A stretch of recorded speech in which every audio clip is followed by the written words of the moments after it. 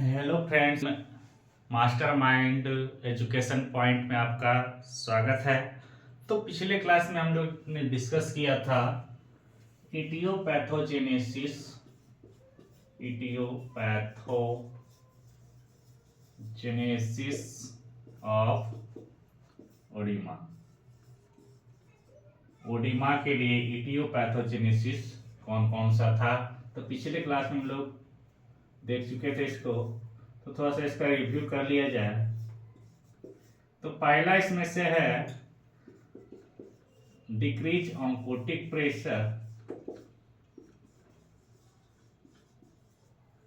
Increase hydrostatic pressure,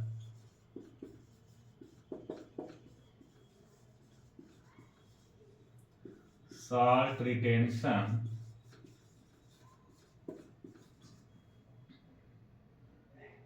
lymphatic obstruction,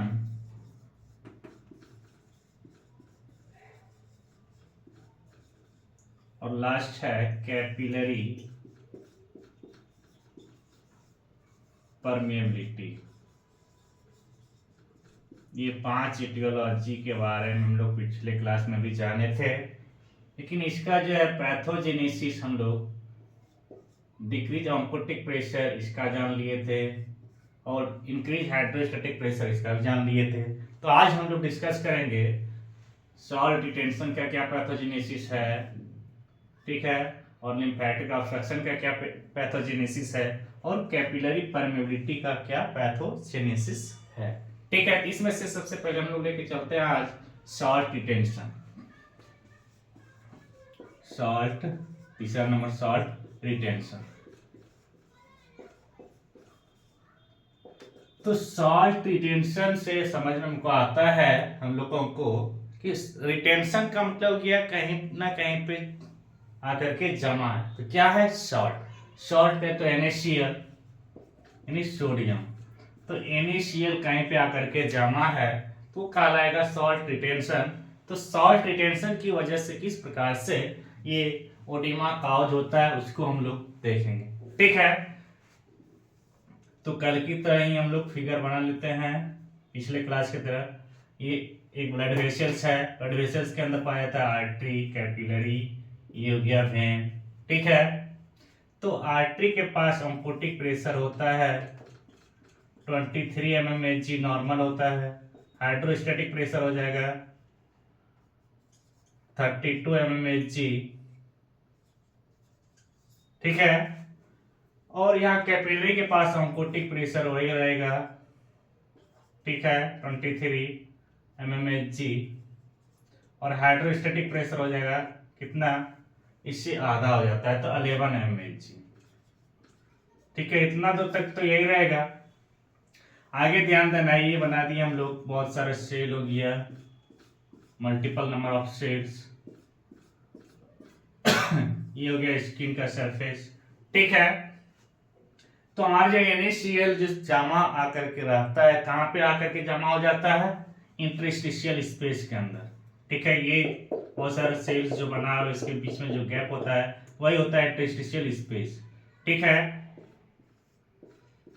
तो उस interstitial space के बीच में अगर NaCl की मात्रा बढ़ गई हो तो उस कंडीशन में क्या होगा, NaCl के पास एक उसका नेचर होता है वाटर होल्ड करने की कैपेसिटी, वाटर को एब्जॉर्ब करने करके रखने की उसके अंदर कैपेसिटी होती है। और वो NaCl क्या करती है, यहाँ पे जो भी फ्लूइड आया उसको क्या करेगी, एब्जॉर्ब करके रखती है। तो यहाँ पे कितना फ्लूइड आया, तो 32 - 11, 32 - 11 इक्वल टू 21 mmHg। ठीक है, यहाँ पे 21 mmHg आया। तो यहाँ पे नॉर्मल कंडीशन में जाना कितना चाहिए, यहाँ पे वेन के पास 12 mmHg मैक्सिमम जाएगा। ठीक है, मैक्सिमम 12 mmHg तक जाना चाहिए, लेकिन यहाँ पे NaCl की मौजूदगी है, NaCl के पास वाटर होल्ड करने की कैपेसिटी होती है, तो इसके वजह से यहाँ पे जाना चाहिए 12, लेकिन 12 जाएगा नहीं। क्यों? क्योंकि यहाँ पे NaCl मौजूद है, NaCl के पास वाटर होल्ड करने की कैपेसिटी होती है, उस वजह से 12 नहीं जाकर के उससे कम ही जाएगा। मान लीजिए यहाँ पे जा रहा है 10 mmHg। ठीक है, तो 10 mmHg जाने की वजह से वेन के पास का हाइड्रोस्टेटिक प्रेशर कितना हो जाएगा 11 + 10। तो हाइड्रोस्टेटिक प्रेशर यहाँ पे कितना हो जाएगा 21 mmHg। ठीक है, तो 10 mmHg यहाँ से गया अगर तो 21 आकर के इंटरस्टिशियल स्पेस में जमा हुआ था और 10 चला गया तो कितना बच गया यहाँ पे 10 माइनस नहीं 21 माइनस 10 = 11 mmHg। ठीक है, तो 11 mmHg इंटरस्टिशियल स्पेस बचा हुआ है, तो इसमें से जो है 9 mmHg तक चला जाता है स्वेट के थ्रू बाहर, तो 9 mmHg fluid excrete through sweat. तो 9 mmHg तक फ्लूइड जो है पसीना के थ्रू बाहर हो गया, तो यहाँ पे बचा है कितना 11 minus 9 = 2 mmHg fluid interstitial space में बचा रह जाएगा। यही क्या कहलाएगा यहाँ पे ओडिमा। ठीक है, तो यहाँ पे सॉल्ट रिटेंशन की वजह से ओडिमा कैसे हुआ तो हम लोग जान लिए। अब नेक्स्ट हम लोग जानेंगे कि लिम्फेटिक ऑब्स्ट्रक्शन। तो यहाँ पे लिम्फेटिक ऑब्स्ट्रक्शन करने का मतलब ये समझ में आता है कि लिम्फेटिक चैनल में, ये लिम्फेटिक चैनल है तो लिम्फेटिक चैनल में कहीं पे भी किसी प्रकार का क्या हो जाए ऑब्स्ट्रक्शन हो जाए। ठीक है, लिम्फेटिक चैनल के अंदर किसी प्रकार का ऑब्स्ट्रक्शन हो जाए तो उस वजह से किस प्रकार से ओडिमा काउज होगा उसको हम लोग देखेंगे। ठीक है, तो यहाँ पे चौथा नंबर हो जाएगा क्या लिम्फेटिक ऑब्स्ट्रक्शन, यानी लिम्फेटिक चैनल के अंदर कहीं पे ऑब्स्ट्रक्शन देखने के लिए अगर मिल रहा है तो उस कंडीशन में भी क्या हो जाएगा यहाँ पे प्रॉपर फ्लूइड वेन के पास पहुंचेगा नहीं, जिस वजह से कुछ ना कुछ फ्लूइड हमारा इंटरस्टिशियल स्पेस में बचा हुआ रह जाएगा। तो मान लिया जाए यहाँ पे हम लोग यहाँ पे ऑन्कोटिक प्रेशर 23 था, हाइड्रोस्टैटिक प्रेशर 32 था। ठीक है, ऑन्कोटिक प्रेशर यहाँ पे 23, हाइड्रोस्टैटिक प्रेशर 11। ठीक है, लेकिन ये यहाँ पे 21 mmHg आकर के यहाँ पे आया हुआ है। ठीक है, इस 21 में से ही जाना है वेन के पास, लेकिन हमारा क्या है ये जो लिम्फेटिक चैनल है, लिम्फेटिक वेसल्स है, जो हमारे पाथवे था फ्लूइड का ट्रांसमिशन के लिए, फ्लूइड के ट्रांसफर के लिए, उसके अंदर क्या है ऑब्स्ट्रक्शन है। इस ऑब्स्ट्रक्शन की वजह से प्रॉपर फ्लूइड वहां पे ट्रांसफर नहीं हो पाएगा। तो होना चाहिए मैक्सिमम 12। जब ये ब्लॉकेज नहीं था या फिर इसके अंदर ऑब्स्ट्रक्शन नहीं था तो प्रॉपर मैक्सिमम जा रहा था हमारा 12 mmHg तक, लेकिन ये ऑब्स्ट्रक्शन होने की वजह से कितना जाएगा यहाँ पे 12 से कम जाएगा। मान लिया जाए यहाँ पे जा रहा है कितना 8 mmHg।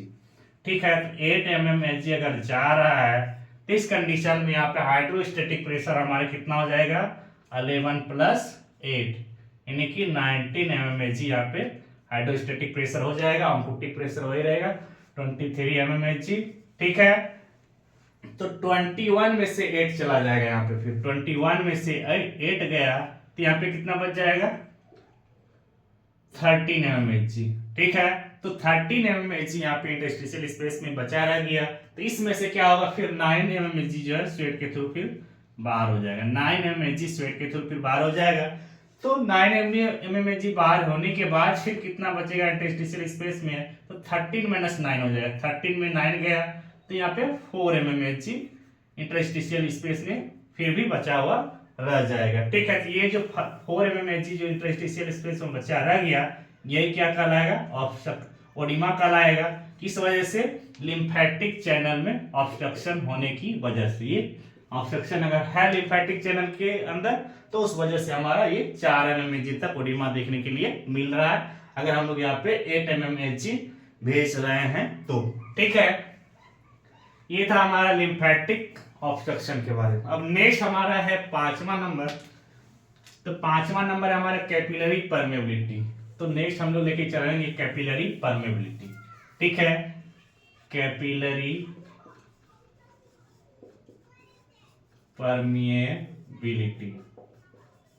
तो लास्ट है हमारा कैपिलरी परमेबिलिटी। ठीक है, तो कैपिलरी परमेबिलिटी की वजह से क्या देखने के लिए मिल रहा है, तो हम लोग यहाँ पे देखेंगे तो नॉर्मली यहाँ पे ये हाइड्रोस्टैटिक प्रेशर यहाँ पे 11 हो जा रहा था, इससे ज्यादा हो जा रहा था। तो उस कंडीशन में क्या हो रहा था यहाँ पे नॉर्मली 21 mmHg तक फ्लूइड आ रहा था। ठीक है, लेकिन यहाँ पे क्या हो जा रहा है, ये कैपिलरी जो है, ये कैपिलरी बहुत ज्यादा परमेबल हो गया। ठीक है, परमेबल करने का मतलब ये वो बहुत ज्यादा फ्लूइड वहां से पास होना शुरू हो गया। तो मान लिया जाए यहाँ पे नॉर्मली 21 mmHg होता था, लेकिन क्या ये कैपिलरी परमेबिलिटी होने की वजह से इसके अंदर फ्लूइड यहाँ पे ट्रांसफर हो रहा है मैक्सिमम मान लिया जाए 28 mmHg।